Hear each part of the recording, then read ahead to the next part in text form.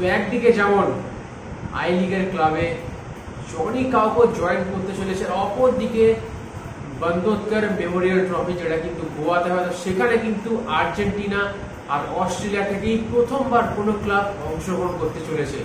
তো ভিডিওটা শুরু করার আগে রেগুলারলি যেটা বলে থাকি, যারা আমার চ্যানেলে নতুন আছে তো প্লিজ চ্যানেলটা সাবস্ক্রাইব করে দাও, টিভি কিন্তু রেগুলার আপডেটস পাবে। চলো ভিডিওটা শুরু করা যাক।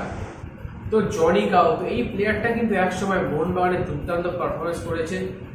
তো তারপরে কিন্তু আমাদের এখানকার ক্লাইমেটের সাথে না মানানোর পরে তিনি মোহনবাগান ছেড়ে দিয়েছিল। তো তারপরে কিন্তু তিনি তার নিজের দেশে ফিরে গিয়েছিলেন। তো তারপরে এখন যা শোনা যাচ্ছে তিনি নাকি আই লিগের ক্লাব ইন্টার কাছে তাকে নাকি সাইন করিয়েছিলেন।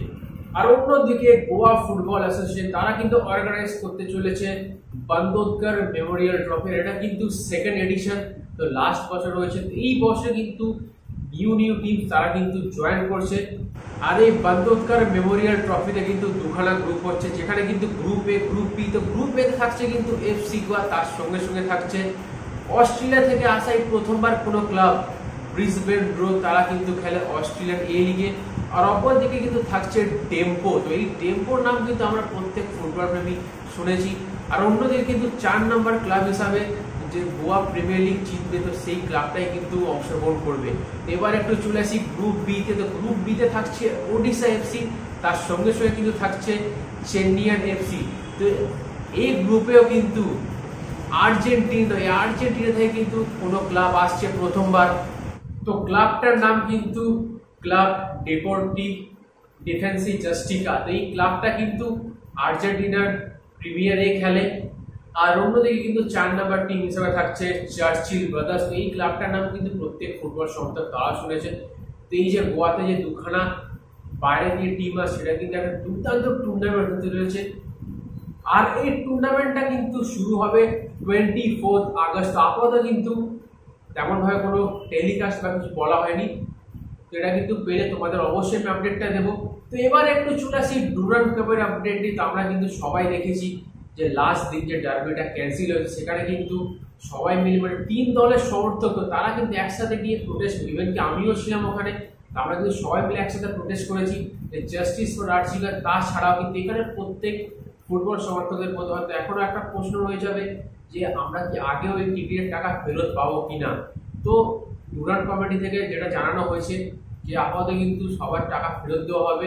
তো এইটা কিন্তু যারা অনলাইনে কেটেছে তারা কিন্তু অনলাইনে ব্যাংকে অটোমেটিক ফেরত চলে আসবে। আর অন্যদিকে যারা কিন্তু অফলাইনে কেটেছিল, অফলাইনে কিন্তু আপাতত আমি এটা জানি না যে অফলাইনের টাকাটা কিভাবে রিফান্ড করা হবে। তো যারা কিন্তু অনলাইনে টিকিট কিনেছে তাদের টাকা কিন্তু রিফান্ড করে দেওয়া হচ্ছে, আপাতত কিন্তু আপডেটটা পাওয়া গিয়েছে।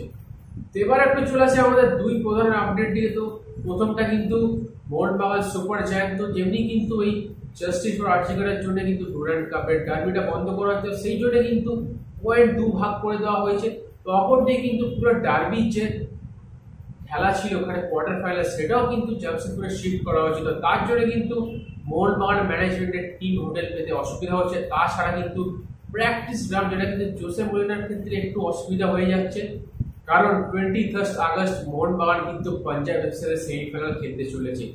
আর অপরদিকে কিন্তু ইস্ট বেঙ্গলে অলরেডি কিন্তু আছে কলকাতা এসে পৌঁছে গিয়েছিলেন হেক্টর এসে। তারপরে কিন্তু তিনি শিলংয়ে উড়ে গিয়েছেন। তো সেখানে কিন্তু ইস্ট বেঙ্গল টিমের সাথে তিনি যোগ দেবেন টিম ইন্ডিয়া ফুটবলের কোচ ইগোর স্টিম্যাক। তো তিনি কিন্তু ফিফা থেকে কমপ্লেন জানিয়েছেন যে তার কিন্তু এখনো কম্পেনসেশন দেওয়া হয়নি, কারণ তার সাথে কিন্তু এখনো কন্ট্রাক্ট শেষ হয়নি টিম ইন্ডিয়া। তো তার আগে কিন্তু তাকে বিদায় জানানো হচ্ছে। সুতরাং কিন্তু আমি যদি কম্পেনসেশন ফিসটা দেখি, সেখানে কিন্তু 7.5 কোটি তিনি কিন্তু এখনো পাবেন।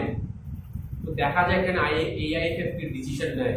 এবার একটু চলে আসে একটা ট্রান্সফার আপডেট নিয়ে। তো 29 বছর বয়সী আর্জেন্টিনার অ্যাটাকিং মিডফিল্ডার অ্যাজেকুইল ভিদাল, এই প্লেয়ারটা কিন্তু বেশ অনেক মাস আগে কিন্তু পাঞ্জাব এফসিতে জয়েন করেছিল, বাট তার কিন্তু অফিসিয়াল অ্যানাউন্সমেন্ট তখন হয়নি।